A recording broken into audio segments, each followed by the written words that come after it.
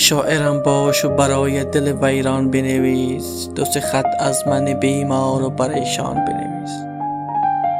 بنویس هرچه دلت خواست که آرام شوم، تا که آرام شوم شعر فراوان بنویس. مدتی هست دلم تنگ غزل خوانی هاست، تا دلم وا شود از یار غزل خوان بنویس. سر و سامان که ندارد غم و آشفتگیم، چند خط ز من بی سر و سامان.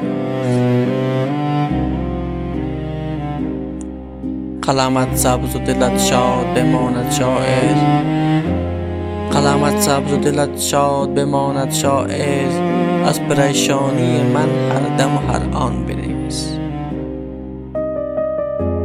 برده چشمان تو آرامش شبهای مرا، شاعرم باش و برایم سر و سامان بنویس.